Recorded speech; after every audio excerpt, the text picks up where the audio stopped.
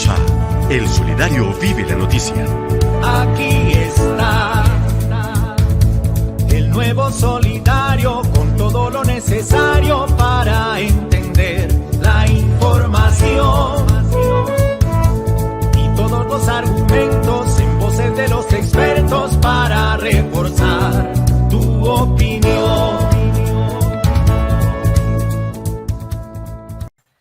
Bueno, a las 10:10 de la mañana nosotros retomamos aquí con nuestra hora de Vive la Noticia, donde vamos a tratar un tema bastante preocupante, ya lo decía nuestro gerente en su editorial, y bueno, aquí en Colombia todavía no ha pasado, pero realmente esto puede llegar a ser una crisis financiera bastante grande y podría afectar nuestro país. Entonces, vamos a hablar de esa crisis del sector financiero, la economía global, que pone pues en aprietos en este momento al mundo entero.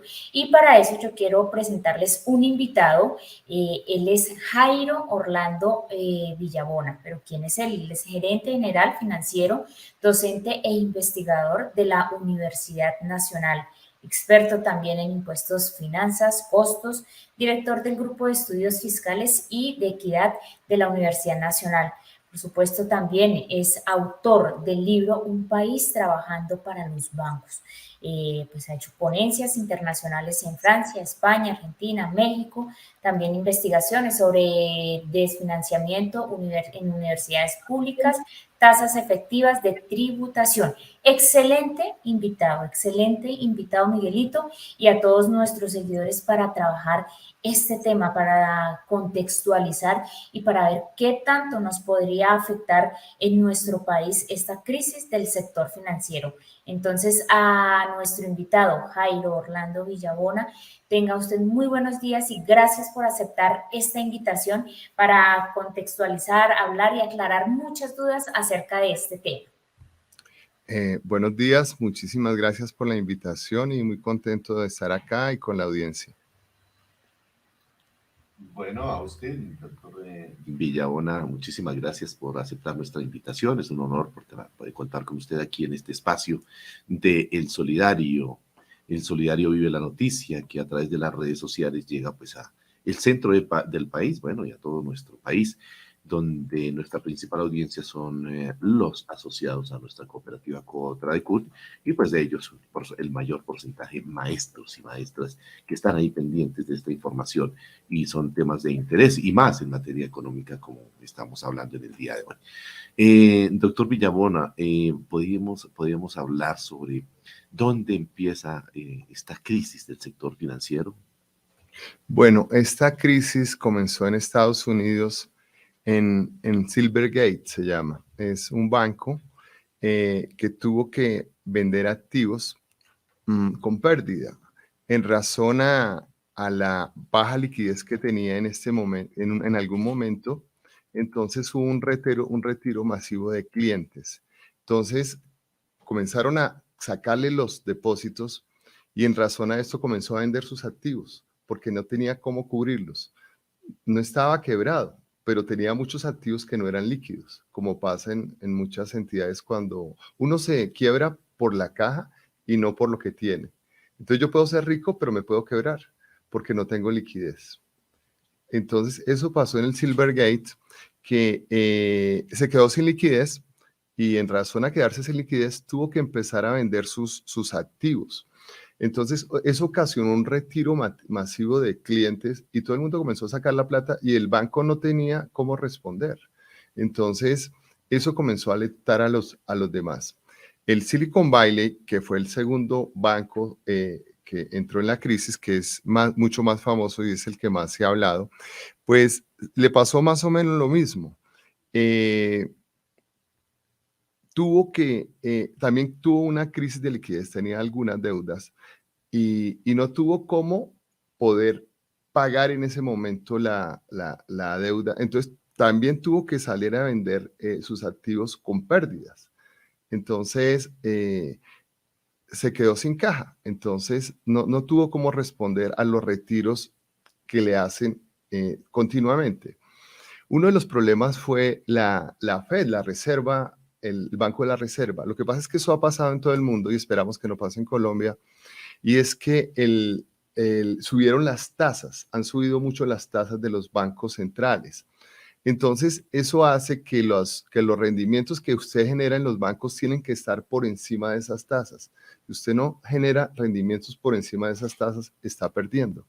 Entonces, hay documentos, acciones, bonos que usted tiene en largo plazo a unas tasas bajas, pero resulta que las tasas que usted les va a prestar el Banco de la República o la Fed o la Reserva van a estar por encima. Entonces, usted no tiene cómo reaccionar. Ese es el problema que se ha venido generando en Estados Unidos y en estos bancos. Y algún banco que tenga una medio crisis, que la gente sepa que hay un rumor de crisis, con esto que se presentó se vuelve una cascada. Y eso ha pasado con algunos bancos de Estados Unidos. El problema está más que todo centrado en Estados Unidos, y también está centrado en Suiza, en el Credit Suisse, que le pasó lo mismo, más o menos lo mismo.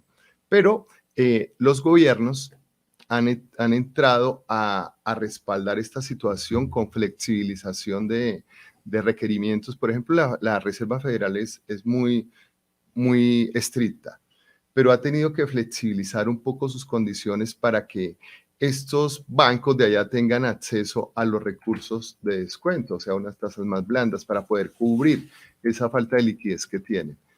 Y en Suiza pasó lo mismo con el Credit Suisse, entonces tuvo que intervenir el Estado a ver cómo capitalizaban o cómo facilitaban que otros bancos invirtieran para salvar a estas entidades.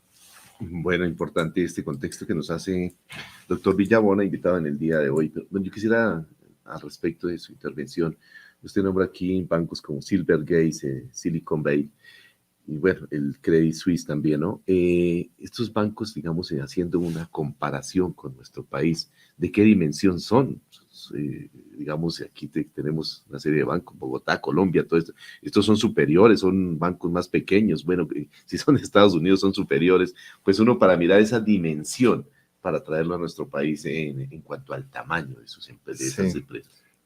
Los bancos de Estados Unidos, pues los bancos más grandes en este momento no tienen problemas.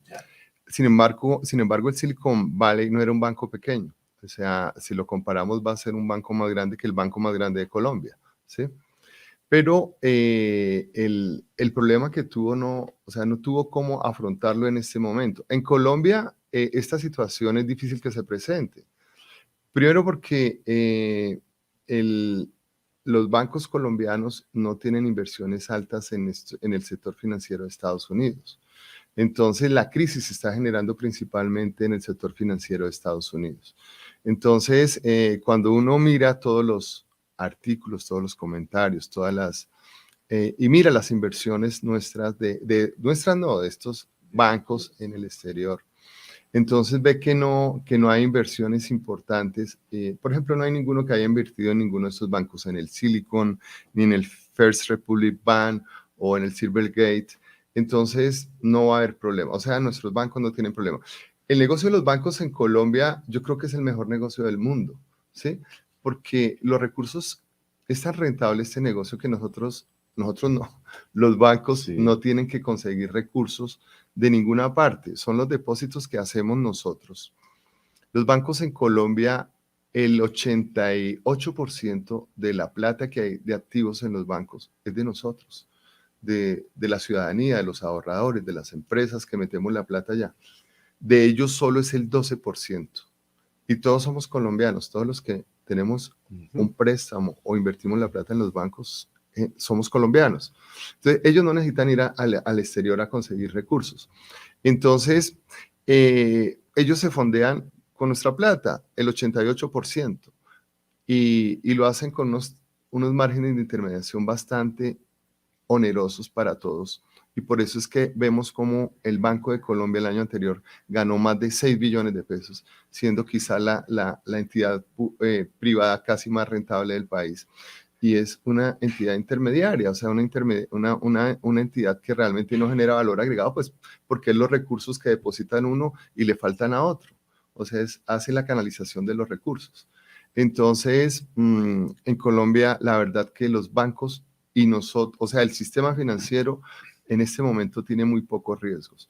Comenzaría a tener riesgos donde a algún banco le pase lo mismo que Estados Unidos, que se quede sin liquidez.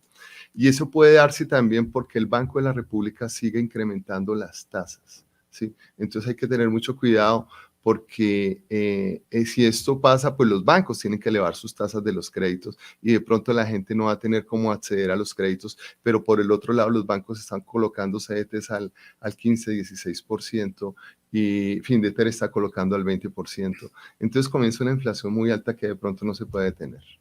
Bueno, esto que usted acaba de decir es muy cierto, ¿no? En la realidad, en la pandemia y en todo eso, pues las únicas empresas que generaban ganancias eran los bancos. Decía uno, pero bueno, ¿cómo puede ser, no? Y también digo aquí algo, ¿no? No soy experto en economía en todo eso, pero también el tema del 4 por mil y toda una serie de beneficios que tienen los bancos, pues indudablemente hacen que esto sea un buen negocio, no para los colombianos, sino para los dueños de estos bancos, ¿no? Pero usted, digamos, también ha dicho algo, la liquidez y subir las tasas, ¿no? Ha sido como de las situaciones en Estados Unidos que han generado este cierre de estos bancos. La pandemia, el alza del dólar, los aranceles, ¿influyen ahí de una u otra manera? Claro, todo es una cadena, todo ha sido una cadena. Pero digamos, la bomba que se produjo con la guerra de Ucrania, ¿sí?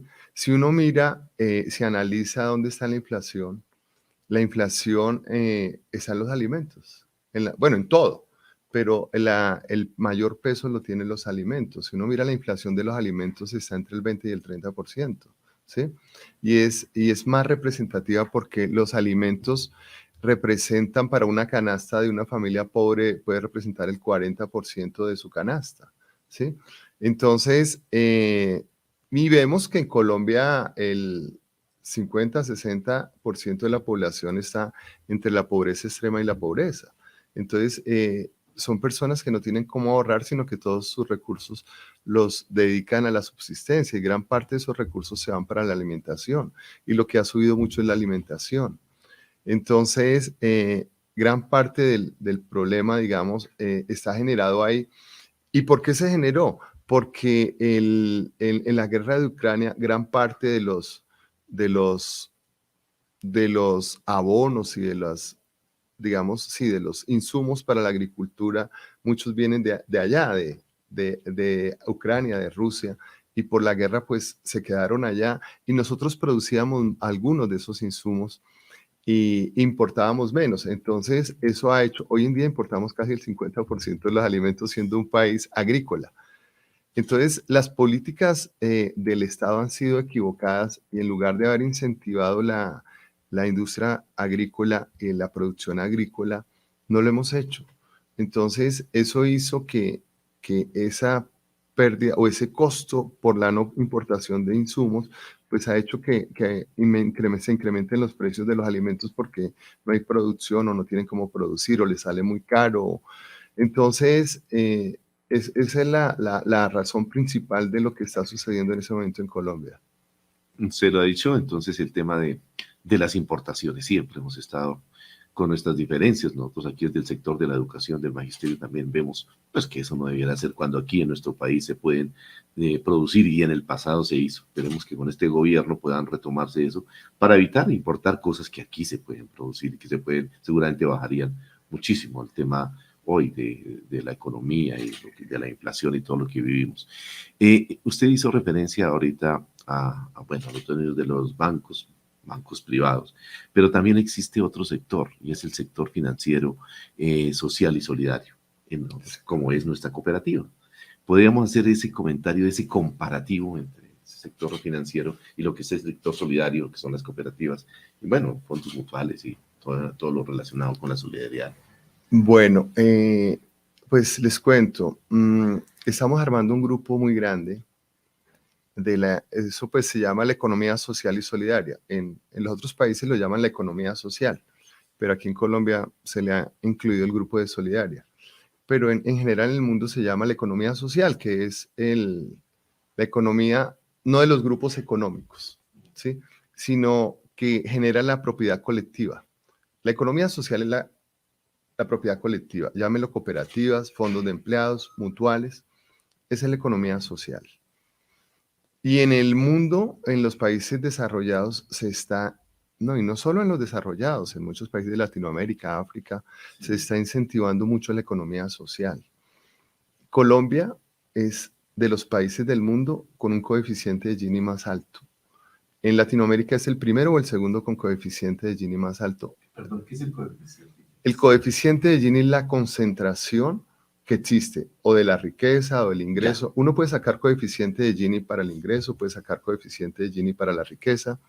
Por ejemplo, el coeficiente de Gini del ingreso en Colombia está en cerca del 0.53, eso va entre 0 y 1, pero entre más cercano a 1 es muy concentrado, es decir, que muy pocas personas tienen mucho, ¿sí?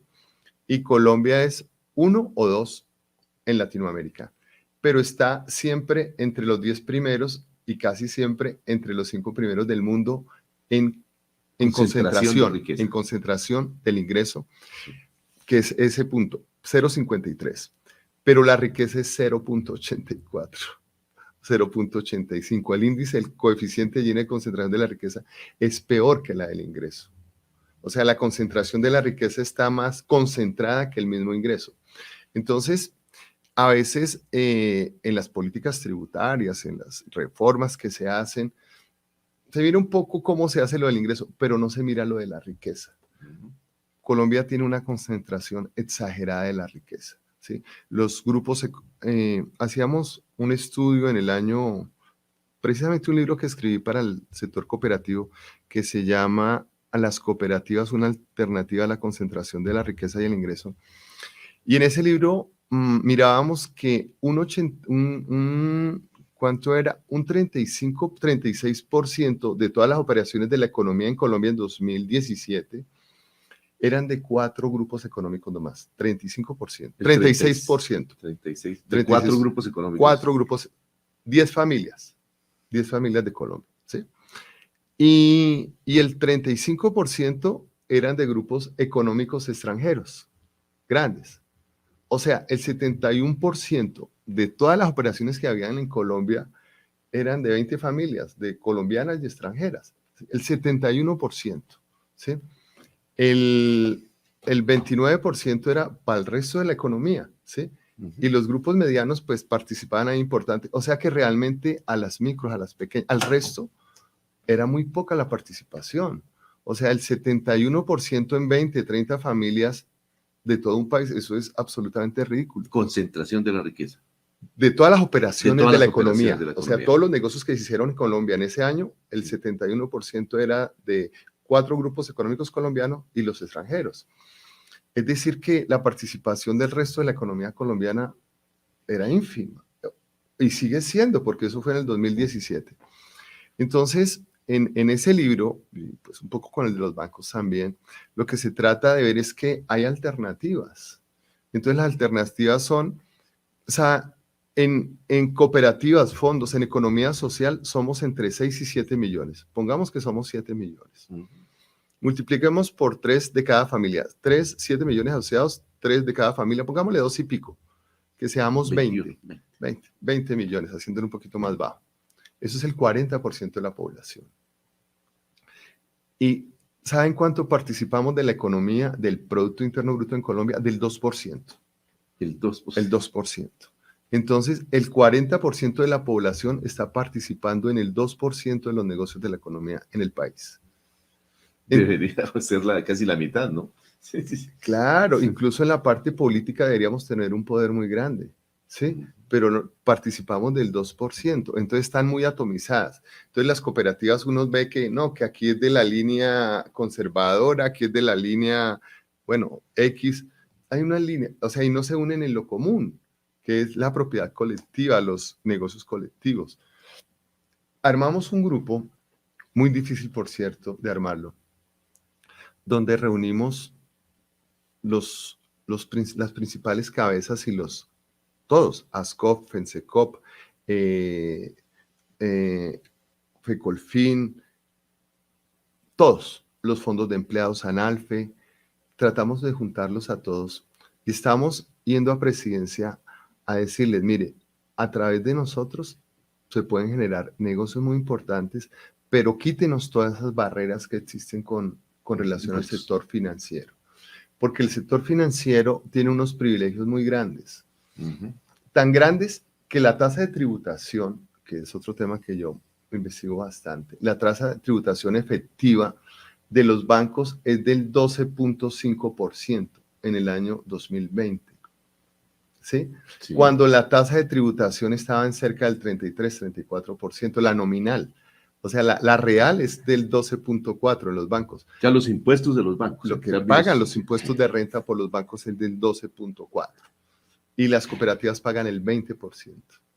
Entonces, ¿cómo es posible que una entidad sin ánimo de lucro esté pagando un impuesto del 20%, mientras que una empresa que se gana más de 6 billones pague el 12.4% de tasa efectiva de impuestos y que pertenece a 5 familias o 3 familias? Pues es absurdo. O sea, estamos en el peor de los escenarios y no pasa nada, ¿sí? Y la reforma tributaria no mejoró eso. O sea, la reforma tributaria no, o sea, y en este gobierno no lo hizo. O sea, esta reforma tributaria, los recursos que se consiguen porque van en relación, más del 60% de lo que se va a conseguir es con el incremento de los precios del petróleo y del carbón. Entonces es muy volátil. Lo que tenía que atacarse era el impuesto a las personas naturales, como se hace en el resto del mundo, donde las tasas en Dinamarca, una persona que gane buena plata paga el 59% de impuestos. Aquí el 1 por 100.000 de Colombia, que hay estudios y necesitamos que la DEA nos dé información porque nos ha restringido información, paga entre el 1 y el 2% cuando la tasa es el 33% de tasa efectiva. Ahí están los estudios. No los hicimos nosotros porque no nos dieron la información, pero los hicieron hace 10, 12 años y la tasa era entre el 1 y 2% de los 20 más ricos del país, mientras que los trabajadores pagamos 14, 15% de tasa efectiva. Entonces no es posible que un sistema tributario sea tan regresivo. Y eso es lo que genera concentración, eso es lo que genera problemas sociales, eso es lo que... El sector financiero, los bancos no generan mucho empleo, ¿sí? Entonces... El aporte a la economía es mínimo. Es mínimo, exacto, es mínimo y es pura intermediación. Y cuando un banco gana mucho es porque a los otros le está saliendo muy costoso. Entonces yo me estoy enriqueciendo a costa del no desarrollo de los demás sectores porque le estoy quitando mucho. Entonces eso hay que cambiarlo. O sea, son exageradas las tasas de intermediación en Colombia. Doctor Villabona, en este diálogo que tenemos aquí, que me parece muy interesante, usted ha citado algo sobre la reforma tributaria que presentó el gobierno de Hacienda Ocampo y del actual presidente de la República, Gustavo Petro. Siendo un gobierno social, ¿cuáles son los impedimentos para avanzar, o más bien para disminuir esa brecha que hoy se tiene? Está sujeto a la gobernabilidad. Los intereses económicos son tan poderosos que cualquier gobierno social como el que ahora tenemos le queda muy difícil buscar ese equilibrio, esa equidad que podría haber en esas diferencias que usted nos ha traído hoy con esas cifras, esos datos. Sí, mire, la verdad que uno a veces se decepciona un poco. Yo esperaba más. Sí. Es increíble, por ejemplo, que hablemos de las pensiones, ¿sí? A propósito de la reforma pensional. Sí, y de la tributaria. Sí. En Colombia hay como 7.000, con cifras ahí que teníamos también otro estudio que hicimos de Colpensiones, de pensionados que ganan más de 10 millones, hay solo como 7.000. Y de los fondos privados hay como 600 que ganan más de 10 salarios mínimos, ganaban en ese momento más de 10 salarios mínimos. Se estaba peleando en el Congreso, se sugería que esas pensiones, primero las pensiones, digamos que le hacen creer a la gente que las pensiones ya pagaron impuestos. Y eso no es cierto, porque es que las pensiones, ¿de dónde vienen? Vienen de una plata que aportan las empresas y una parte que aportamos nosotros. Entonces no es que me estén cobrando impuestos, es un aporte que yo estoy haciendo ahí para que después me paguen a mí. Entonces no es un impuesto, ¿sí? Y las pensiones altas son subsidiadas. Entonces, ¿quiénes tienen pensiones altas en Colombia? Los magistrados, los congresistas, los expresidentes, bueno, Ministros. Y los sueldos de retiros de los ministros, algunos sueldos de retiro de las fuerzas militares, los generales, pues tienen unas pensiones altas, unos sueldos de retiro altos. Entonces, son subsidiadas. O sea, no ahorraron lo suficiente para que se las pagaran. Habían magistrados que vendían los cupos de las pensiones, entonces con el último año se pensionaban, entonces pedían una licencia y venía un juez, la cogía y se pensionaba con eso, con el sueldo más alto. Las vendían, 300, eso fue muy común. Entonces, las pagamos nosotros pagamos las pensiones. Entonces, ¿por qué no van a pagar un impuesto de renta si ya cuando yo estoy pensionado primero ya no necesito nada? Si me gané mucho sueldo, un tipo que está con esa pensión ganó mucha plata. Entonces, ¿cómo fue posible que eso no pasó? No pasó en el Congreso. Y yo, ¿cómo no va a pasar eso? O sea, realmente es absurdo. Y hubo más puntos en esa reforma tributaria. Uno que dice, oiga, pero usted no es un gobierno progresivo. Y pasa lo que dices, que entonces hay que negociar. Entonces, por ejemplo, otro puntico que es absurdo de la reforma tributaria, la cárcel para evasores. Había un punto que era cárcel directa para evasores, eso se hace en todo el mundo, ¿sí? Y resulta que no. Entonces, si yo voy a hacer una ley para los evasores fiscales y hay una contraparte que no quieren que la haga, ¿quién es la parte que no quieren que la haga? Pues los evasores. Sí, claro. Y en el Congreso había gente que no quería que se hiciera. Es absurdo. ¿Cómo así que hay gente en el Congreso que no quiere una norma que en todo el mundo existe, que a los evasores los metan en la cárcel? Y llegaron a un acuerdo que lo metían en la cárcel a la tercera vez que hiciera evasión, que lo cogieran. Seguramente no es la tercera que hace 10, sí, pero en la tercera que lo cogen, ¿sí? Entonces, en la tercera que hace, lo meten a la cárcel. Es como si usted le dijera, oiga, atraque 3 veces allá en la cárcel y a la tercera que atraque lo meto a la cárcel. O sea, es ridículo. O sea, son cosas que uno dice, oiga, ¿eso no es un gobierno progresivo? Entonces, hay cosas que son increíbles. Bueno, digamos, sí, usted acaba de decir, en un gobierno de estas características, eso no se debería dar. En mi humilde opinión, pues básicamente está más que en el mismo gobierno, es en los integrantes del Congreso de la República, porque es allí. Por eso creo que este mensaje que hoy con el doctor Villabona, pues aquí en esta conversación muy amena, diríamos, hay que pensar cuando elegimos el Congreso de la República, porque si seguimos eligiendo a esos congresistas que desafortunadamente, como aquí lo dice, son evasores, buscan que la norma les favorezca y son los dueños prácticamente o pasen parte de ese grupo de élite de los que más plata tiene el país, pues nunca lograremos cerrar esas brechas que existen desafortunadamente en lo social. Entonces creo que es muy importante. Bueno, pero me sale un poquito del tema y sé que Paulita también tiene unas preguntas, pero antes de ir con Paulita, estábamos mirando el tema de que nos decía que hacía un grupo de donde estaban algunas de las federaciones o grandes agrupaciones de las cooperativas para buscar hablar con el presidente seguramente o con Hacienda, no sé. El objetivo fundamental es buscar que la rebaja arancelaria, digamos, o las desventajas que se tienen con el sector financiero, tratar de igualarlas, o el objetivo principal, ¿cuál sería ahí?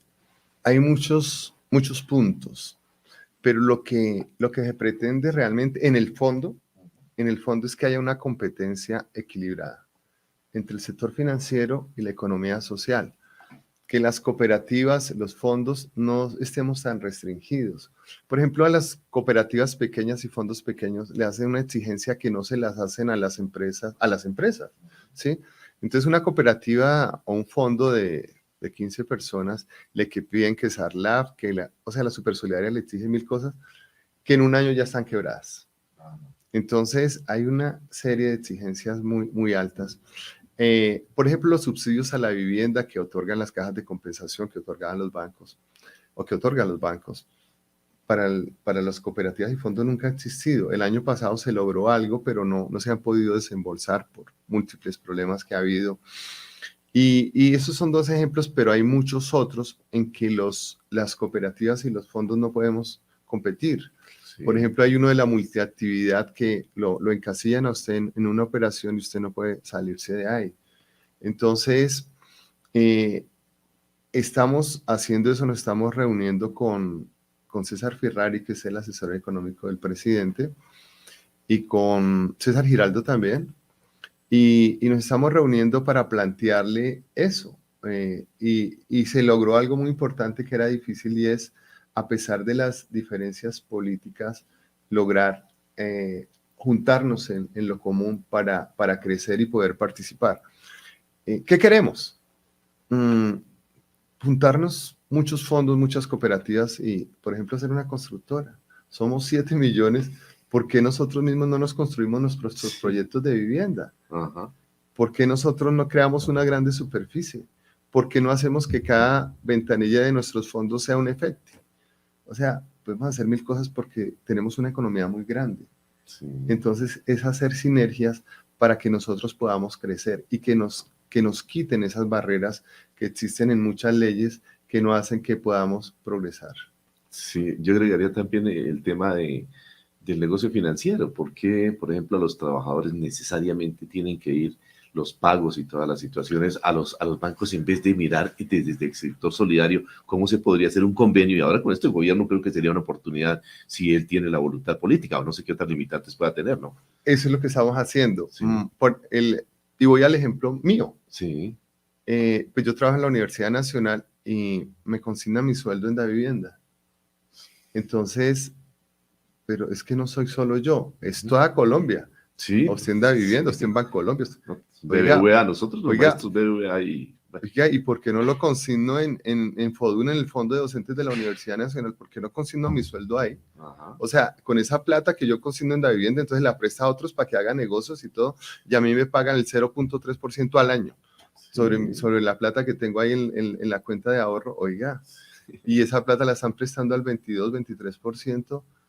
Oiga, entonces no, consignémosla en mi banco, que es mi fondo, es mi cooperativa, Sí. consignémosla ahí y listo. Bueno, si no se puede en el fondo, listo, en mis ahorros a la vista, pero esos están en un banco cooperativo y nosotros vamos a ser dueños de ese banco cooperativo. Ajá. Entonces, ¿por qué tenemos que dárselo a unos terceros?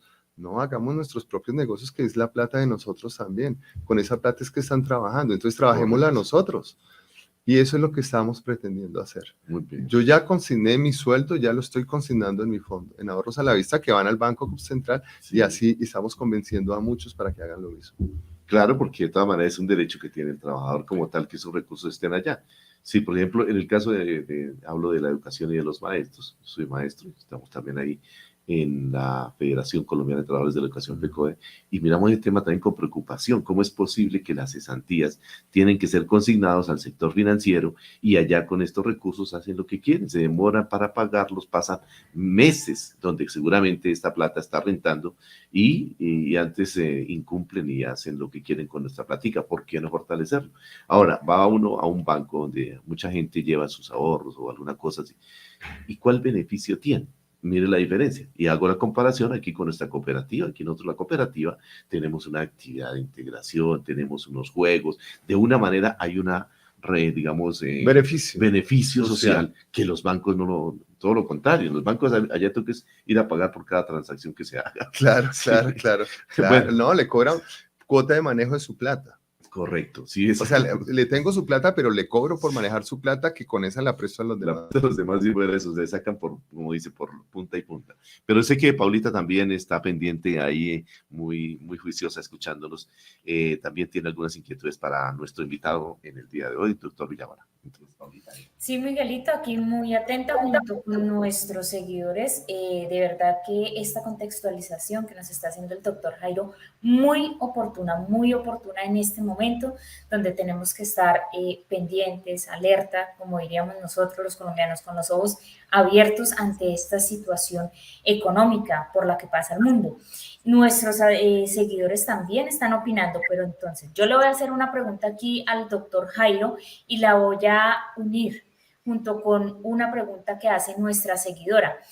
Doctor Jairo, yo quiero que hablemos un poquito como de esas estafas que actualmente se han venido presentando como pirámides, esos modelos disimulados. ¿Será que esto surge ante la ingenuidad o ante la crisis económica de las personas? Esa es como la pregunta que yo tengo, pero quiero ya lo decía, unirla un poquito con lo que nos pregunta Ana Cecilia Munar. Ella quiere que el doctor Jairo, en su valiosa opinión, cómo puede guiar a los ciudadanos como con esa capacidad moderada de ahorro que tenemos, cómo podemos incrementar estos ahorros, pero con un riesgo bajo. Entonces, lo que queremos nosotros los colombianos es incrementar nuestros ahorros con un riesgo bajo, pero no caer ante la ingenuidad o ante esa crisis económica que a veces presentamos, y ahí es cuando caemos en pirámides, bueno, en todo esto que ha surgido para estafar a la gente. ¿Cómo hacer, doctor Jaime? Mira, Paula, que lo que tú dices es demasiado importante y es algo que no se da en Colombia, no se da en Colombia, y es la educación financiera desde niños. Cuando uno mira las pruebas que se hacen en los países desarrollados, una de las pruebas es esto. Y uno de los elementos esenciales en la educación primaria en esos países es la educación financiera. Y ahí está la clave. Incluso la tributaria. ¿Sabes por qué hay tanta evasión en Colombia tributaria? Porque no tenemos conciencia. A un niño no le enseña qué son los impuestos, para qué sirven los impuestos, que con eso financian la salud, la educación, las vías. Entonces, esos chicos de esos colegios o donde se aprende esto, cuando son grandes son conscientes y ven al evasor de impuestos como un delincuente y no lo ven como un tipo muy inteligente. Aquí nosotros un tipo que nos haga pagar menos impuestos con algunas estrategias lo vemos como un genio. En otros países ese tipo es un delincuente y se va para la cárcel. Entonces ahí está la diferencia, que no hay educación. Entonces lo que tiene que haber es educación, o sea, los programas el cooperativismo también. Esa es una de las peleas que vamos a hacer con la presidencia, es que haya educación cooperativa, financiera, tributaria, desde primaria, bachillerato, incluso en la educación superior. Y eso nos va a ayudar mucho porque genera cultura, ¿sí? Entonces aquí en Colombia es la ley del más vivo. ¿Por qué? Porque no tenemos esa cultura. Entonces, eso se soluciona con educación.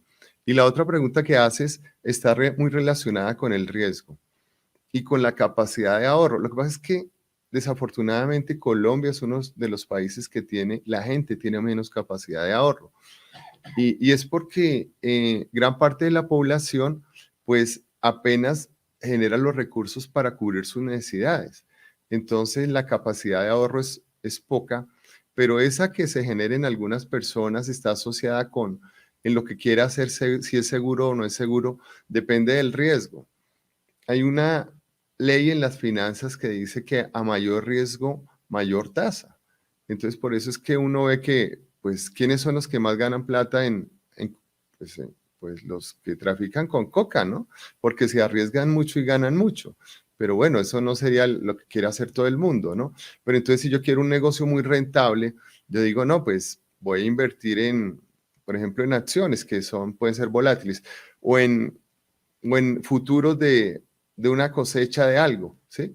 Pero eso también es muy volátil y entonces el riesgo es más alto. O sea, puedo ganar mucho o puedo perder mucho. O yo puedo decir, no, voy a hacer una inversión en algo seguro, no, invierto en bonos del tesoro que me da una rentabilidad del 8%, 10, 12%. Bueno, entonces ya sé que voy a tener esa rentabilidad, pero no va a ser mayor. Si yo fijo unas expectativas más altas, pues voy a tener mucho más riesgo. Bueno, ahí teníamos esta contextualización del doctor Jairo. Doctor Jairo, bueno, aquí siguen las preguntas a través de nuestras redes sociales, nosotros también, y bueno, qué bueno podernos contextualizar de esta forma. Y quisiéramos saber, bueno, pasando un poquito como al tema de los efectos de la economía mundial, ¿qué efectos nos podría traer en este momento la polarización entre China y Estados Unidos? Y también de algo que ya habíamos hablado un poquito, la guerra entre Ucrania y Rusia. ¿Cuáles serían esos efectos? Pues los efectos los tenemos todavía y han sido muy graves. Y han sido muy graves porque Colombia no tiene la infraestructura, por ejemplo, en la parte de alimentos. Es terrible lo que está pasando y el gobierno tiene que buscar los mecanismos para que la gente vuelva a producir. tiene que dar los incentivos. En Brasil, cuando en el gobierno de Lula anterior se creó un programa que se llamaba Brasil Hambre Cero, y era que a los campesinos se les garantizaba un precio por sus productos, independientemente de la variación que existiera en el mercado nacional e internacional, pero el gobierno se comprometía a comprarle los productos para los programas de alimentación del mismo estado. Aquí en Colombia hay unos programas bien importantes de alimentación, alimentación escolar, el de las cárceles, el de desayunos infantiles, hay muchos programas. Y el gobierno debería hacer eso con los campesinos, garantizarles esas compras directas de esas cosechas a ellos, asociarlos en cooperativas, darle la educación, darle los seguros, darles financiación, así se hace esto. Entonces el gobierno tiene que ser más activo con esto, pero en realidad en Colombia nunca lo ha hecho. Esa es una gran posibilidad que existe y empezar a generar producción. O sea, se puede generar industria agrícola con esos productos y eso hay que hacerlo. Entonces yo creo que el gobierno tiene una oportunidad importante que no lo han hecho los otros gobiernos y eso generaría, en Brasil eso revirtió que mucha gente que se fue para la ciudad volviera al campo porque ya tenía garantizados pues negocios, precios, capacitaciones. Eso es importante y Colombia es un país de vocación agrícola. Entonces uno no entiende, y no entiende por qué la participación en el PIB del sector agrícola es casi menos del 2%, cuando somos un país con vocación agrícola. Y en la guerra, en los problemas de China y Estados Unidos, pues lo que esperamos es que eso no se incremente, porque la sola guerra entre Ucrania y Rusia, que nos queda muy lejos, nos está afectando de una manera bien importante. Si se viene un conflicto entre Estados Unidos y China, la situación seguramente va a ser mucho peor. Entonces, ¿y por qué? Porque no hemos creado la infraestructura propia para no depender de ellos. Y no tenemos la tecnología. El problema en Colombia es que, el grave problema en Colombia es que acabamos con la industria. Y ha pasado con muchos países de Latinoamérica. No sé por qué razón, en algún momento, en alguna reunión del mundo, dijeron los países de Latinoamérica solo van a vender materias primas. Y así nos pusieron a vender materias primas. Entonces nosotros no producimos nada. Lo poco que hacíamos, incluso con compañías extranjeras, aquí venía la Philips y hacía los televisores, las neveras, los equipos de sonido. Todo lo hacían acá y lo vendían acá y lo exportaban de acá y así hacían los laboratorios farmacéuticos, habían las plantas donde hacíamos los productos así fueran extranjeros. Esa producción de electrodomésticos la copiaron ASEP, las copió Mave, la copiaron Icasa y comenzaron a generar productos propios, Challenger, ¿sí? Y se comenzó a generar alguna industria nacional. Pero cuando hubo la apertura económica con Gaviria, pues se acabó. Esa mediana empresa que estaba generando eso, pues desapareció porque hubo una apertura económica abrupta que hizo que acabaran. Y la inversión de Colombia en ciencia y tecnología ha sido nula. Es mayor la de Bolivia, es mayor la de Perú, es vergonzosa la inversión que hacemos en ciencia y tecnología. Entonces, ese es el elemento fundamental para generar procesos productivos. Bueno, importante apreciaciones que tenemos en el día de hoy con nuestro invitado, quien nos ha hecho aportes en ese sentido, doctor Jairo. Creemos que este espacio debería ser más tiempo, pero bueno, desafortunadamente el tiempo también corre aquí en contra, pero bueno, creemos que aquí hay que trabajar mucho el tema de la educación financiera, eso es fundamental, y ese es un mensaje que yo creo que vamos sacando de una vez conclusiones para nuestros maestros y maestras, pero también para nosotros que tenemos la responsabilidad con el gobierno nacional de también esas reformas desde el Ministerio de Educación, también a los pénsulos escolares, y podamos mirar cómo también es fundamental trabajar eso. Pero de igual manera, el tema de las importaciones, este gobierno debería pensar en que eso pues hay que bajarlo, porque aquí en nuestro país se pueden producir muchas cosas y el apoyo al agro. Ha habido avances en la reforma agraria, ¿sí? Y creemos que eso es fundamental apoyarlo. Aquí el doctor Villegas nos ha dado para que pueda haber ese apoyo. Pero también el apoyo al sector social. Y esperamos y les deseamos éxitos allí. Creo que aquí tenemos que unirnos, tenemos que buscar lo que usted decía, que no estemos tan atomizados, sino Claro. más bien unificados, y en esa unidad podemos seguramente conseguir situaciones favorables para el sector social o sector solidario, como también pues lo hemos denominado. Hay comentarios muy importantes aquí frente al tema. Mire, leamos algunos. Dice: yo soy pensionada, dice Fabiola Narváez, y los bancos del Grupo Aval llaman cualquier cantidad de veces al mes ofreciendo créditos. Lo enloquecen a uno diariamente, desesperados porque la gente adquiera créditos. Eso creo que lo vivimos a diario. Bueno, Jairo, Clara Rodríguez dice: doctor Jairo, ¿qué nos aconsejas a los docentes sobre la industrialización, la economía y el agro? Bueno, aquí hay bastantes inquietudes, pero yo también ya en estos últimos minuticos que nos quedan del programa, quisiera que de pronto muy brevemente hiciéramos a manera, digamos, de recomendación o de información rápida algunos temas que se nos quedan aquí y no queremos que pasen así desapercibidos. El tema del dólar, el tema del precio, de subir el dólar, ¿a quién afecta y a quién beneficia? Bueno, el tema del dólar es un tema muy difícil. Afecta al país porque nuestra deuda externa ha crecido de manera importante y la deuda pues está en dólares, la deuda externa, y la pagamos todos los colombianos. Gran parte del presupuesto nacional se va a cubrir deuda. Claro. Entonces, el servicio de la deuda. Y en la economía colombiana generamos en pesos. Entonces, esa deuda, pues, se nos incrementa demasiado los pesos que tenemos que conseguir para alcanzar esos dólares más altos que tenemos que pagar. Entonces, afecta al gobierno, afecta a los importadores, nos afecta a nosotros, sobre todo a los productos importados, afecta a la alimentación, porque muchos de esos insumos son importados. Entonces, ahí se ve el incremento de los precios de alimentos también, por ejemplo.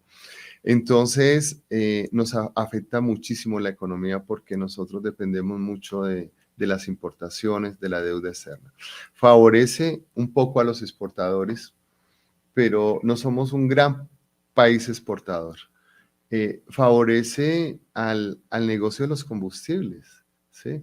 Entonces, todas estas, Ecopetrol lo puede favorecer, pero favorece a todas estas empresas explotadoras de combustibles en Colombia que van a tener unos precios muy importantes. Entonces, pero en general, son mayores los perjuicios que los beneficios. Entonces, la subida del dólar, incluso ahí se está tratando, lo están haciendo China, Rusia y otros muchos países, de salir de los dólares y hacer otra moneda para no depender del dólar. Porque es que el dólar y debería cambiar. Anteriormente, todas las monedas del mundo tenían una conversión a un sustento real en oro. Eso ya no existe. Entonces, ¿qué hace Estados Unidos? Pues emite dólares todo el tiempo, o sea, eso es plata que ellos todos los días están emitiendo dólares, hacen emisiones de dólares sin respaldo. Y entonces, pues, o sea, generan billones de recursos para ellos que están distribuyendo en todo el mundo y nos los comemos nosotros esa moneda. Estamos cayendo, digamos, en una trampa, digamos, porque no hay respaldo. No hay respaldo. Sí. Y lo hacen para todo el mundo. Entonces, los otros países lo que están diciendo, no, ¿cómo así? Oiga, no, hagamos nuestra propia moneda, nuestro propio mercado y negociemos en nuestra propia moneda. Entonces, ya hay una tendencia en varios países, sobre todo China y Rusia, sí, y Brasil, aquí en Latinoamérica ya hay otros que están pensando también, respaldando esa idea. Y bueno, a mí sí me gustaría que se diera porque no es posible que eso suceda. O sea, que un país emita toda la plata para el mundo. Sí, claro. Sin nada. Es como si se te dieran la oportunidad. Oiga, Orlando, Javier, Pedro, Marta, invéntese una moneda y vende esa vaina y compre carros, compre casas, porque es una moneda que la reciben en cualquier lado. Como las monedas virtuales, o sea, las monedas virtuales no tienen respaldo. O sea, es una cuestión con riesgo muy alto. La intención de, alguna vez escuchaba, Sudamérica, el peso, bueno, la moneda sudamericana. Pudiéramos llegar a eso. Bueno, sí, sería muy bueno. Claro. Bueno, rápidamente, aquí a manera de consejo para nuestros seguidores en las redes sociales, con esta crisis que estás viviendo, ¿qué podríamos decir sobre las finanzas personales? qué recomendación más diría yo con esta situación que pues para muchos es difícil. Sí, sí, es complicado. Pues yo a veces veo los noticieros que le preguntan a expertos sobre eso y pues yo digo, bueno, no entiendo eso. Generalmente dicen, no, mire, usted tiene que ahorrar el 30% de su sueldo y esa es la recomendación que uno ve en los noticieros y con expertos financieros. Sí, no lo hay. Realmente eso no depende de eso depende de sus ingresos. O sea, si yo soy una persona, o sea, eso es por los mismos estratos. Uh-huh. Si yo soy una persona de ingresos bajos, yo no tengo capacidad de ahorro, o sea, yo no tengo ninguna capacidad de ahorro, ¿sí? Ya un estrato medio tiene un poquito más de capacidad de ahorro. Entonces, lo que yo sugiero es que nuestros recursos los depositemos en estas entidades como las que nosotros tenemos y que estas entidades también hagan proyectos de largo plazo, ¿no? Mire, vamos a crear un fondo para la educación de sus hijos, donde usted pueda ahorrar su plata y tenga unos recursos después para, no sé si pagarle una universidad afuera o acá ojalá fuera pública, Sí. pero para algún propósito, ¿sí? Entonces, en la medida en que podamos, sí, tendríamos que ahorrar una parte de nuestro sueldo, pero también depende cuánto gano. O sea, una persona rica tiene una capacidad de ahorro del 60-70% porque le sobra todo. Sí. Pero una persona de clase media, pues podremos ahorrar un 20%. Pero con esos ahorros que hacemos, tenemos que proyectarnos hacia el futuro y hacia el futuro de nuestras familias. Quiero tener una casa, quiero tener algo. Entonces, siempre tenemos que hacer presupuestos. Y esa educación que estamos hablando financiera desde la primaria nos sirve para eso, para mirar cómo en el futuro estamos planeando nuestra vida, qué queremos hacer, queremos comprar una casa, queremos comprar una vivienda, queremos dar educación a nuestros hijos. Esos planes tenemos que hacerlos con tiempo. Bueno, interesante recomendación acá, mire, planeación, presupuesto, eso es fundamental, Sí. y mirar cómo también el tema de la educación financiera es posible. Y finalmente, estamos en una población consumista, ¿sí? ¿Qué recomendación, doctor Jairo, podríamos darle a nuestros seguidores aquí en las redes sociales para mirar si eso es necesario, si hay que restringir? Porque a veces uno ve en ciertas zonas del país una casita a punto de caerse, pero dentro un televisor de 50 pulgadas. Por dar un ejemplo, ¿no? Y así sucesivamente. Mira uno también en el gremio, nosotros del magisterio, los desprendibles de pago, y también están todos, es más larga la lista de las deudas que de los ingresos. Entonces, digamos, ¿qué recomendación podríamos dar aquí? Que creo que es muy importante, aprovechando aquí su presencia, doctor Jairo. Yo creo que el ejemplo más claro es el de los celulares. Sí. Un celular puede valer 5 o 6 millones de pesos. Y uno ve gente de ingresos no muy altos con esos celulares, ¿sí? Entonces, la publicidad, no comamos publicidad. Entonces, tenemos que, y también es educación, ¿sí? Entonces, hay que enseñarle a la gente a que tenemos que consumir lo necesario, o sea, y lo que no nos haga progresar. Y bueno, también tenemos que consumir cosas que nos entretengan, ¿cierto? Entonces, las vacaciones, la recreación, y tenemos que hacer eso, programar recursos, ahorros para lograr eso. Pero sí debemos dejar de consumir tanto. Incluso a diario, yo a veces peleo con mi esposa porque yo a veces me pongo una camisa y van y la lavan. Y pues la camisa todavía me aguanta una postura más, o el pantalón, ¿sí?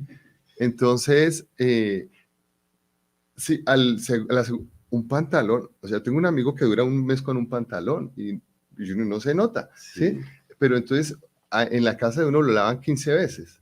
Entonces usted está consumiendo jabón, agua, o sea, una cantidad de cosas que de pronto no se necesitan, ¿cierto? O un saco de estos, o sea, una camisa, bueno, de pronto aguanta 1 o 2 posturas, pero le aguanta las 2, ¿cierto?